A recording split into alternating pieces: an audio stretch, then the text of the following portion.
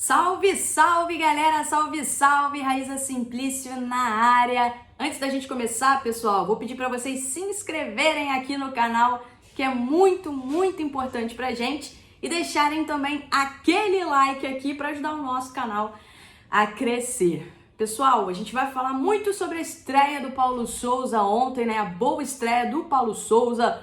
Vamos falar sobre o Vitinho, vamos falar sobre a Supercopa e outros assuntos a partir de agora.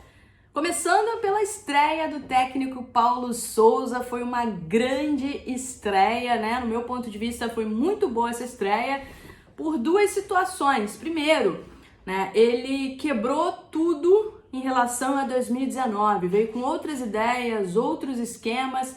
É um time completamente diferente daquele time do Mister, né? Ideias completamente diferentes e eu gostei bastante. Um ponto importante, os três zagueiros, né? Se confirmou aquilo que a gente vinha trazendo aqui para vocês, que ele vinha treinando com três zagueiros, que ele tinha a intenção de utilizar três zagueiros. E ontem ele trouxe a equipe com três zagueiros. É bom ressaltar que nem sempre serão três zagueiros de origem, pessoal.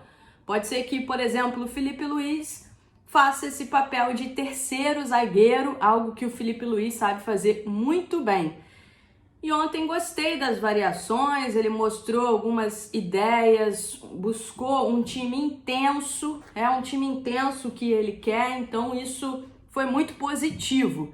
Craque do jogo para mim, Vitinho, né? Não podia ser diferente, o Vitinho deu 3 assistências e poderia ter dado mais assistências se o Gabigol não tivesse perdido aqueles gols, e o Pedro também acabou perdendo um gol com uma grande assistência do Vitinho. Agora, Gabi, pelo amor de Deus, treina mais essa finalização, porque ontem errou demais, né? Errou demais.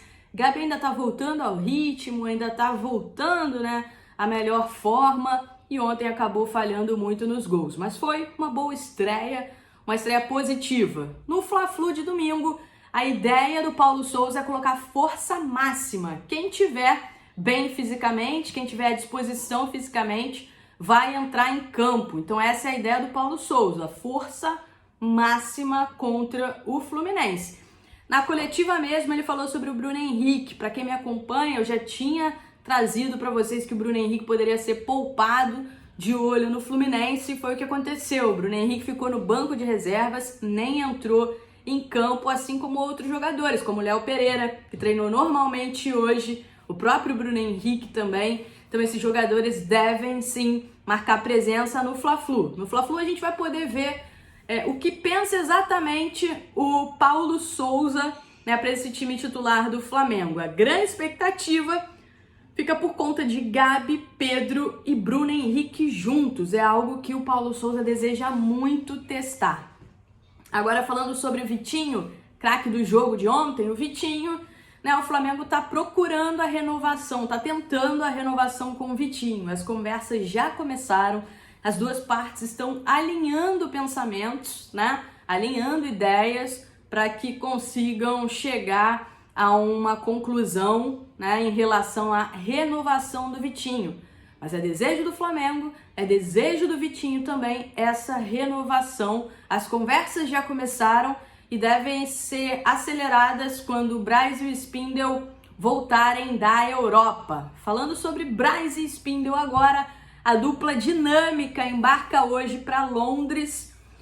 Principal ponto é convencer o Manchester United a negociar em definitivo o Andreas Pereira, né? O Flamengo espera comprar o Andreas Pereira por menos de 10 milhões de euros. Lembrando que o passe fixado está no valor de 20 milhões de euros, mas o Flamengo não pretende desembolsar mais do que 10. Se puder menos que 10, ótimo. O Flamengo fez uma oferta um pouco inferior a 8 milhões de euros e agora vai conversar com o Manchester United olho no olho. A ideia é ter essa conversa olho no olho para conseguir convencer os ingleses a venderem o Andreas Pereira, né? O Andreas que já manifestou o desejo de permanecer no Flamengo de maneira definitiva.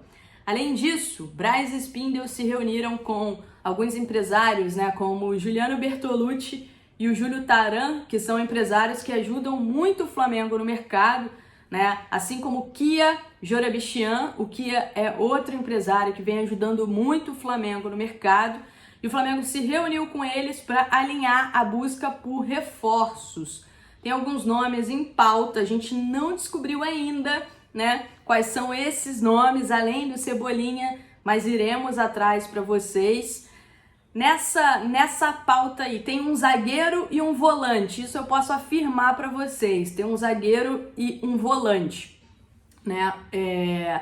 Eu sei que eles vão atacar jogadores que estão em fim de contrato e jogadores que estão em baixa na Europa, sem muito espaço em seus respectivos clubes. Na Inglaterra tem alguns nomes interessantes.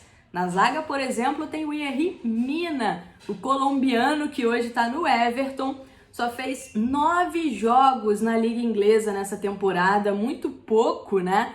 Para mim seria um nome muito interessante. E para vocês, né? Quero saber de vocês aí, a opinião de vocês.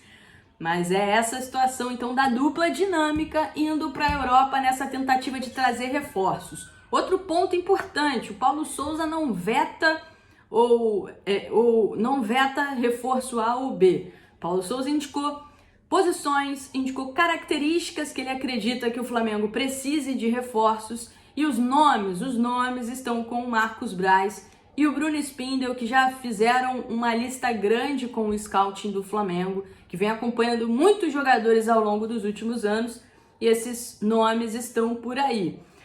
Outra expectativa, vou para Lisboa para tentar a contratação do Cebolinha. Já falei algumas vezes, o Flamengo só vai oficializar uma proposta ao Benfica quando tiver o sim do Cebolinha, quando tiver o sim. Ainda não é certo que o Flamengo vai oficializar essa proposta, 100% certo. Mas o intuito é que nessa ida à Europa, né, saindo da Inglaterra, os dirigentes viajem direto para Lisboa e tentem a contratação do Cebolinha, tá? Esse é um ponto importante. Muita gente também me perguntando sobre Madureira e Flamengo, Flamengo e Madureira no Maranhão. Vamos lá, fui atrás dessa história, conversei com o Elias Duba, presidente do Madureira, que me disse o seguinte: não sei de nada, estou por fora, não fui consultado. Lembrando que o mando de campo pertence ao Madureira, o mando de campo desse jogo, a não ser que o mando fosse invertido.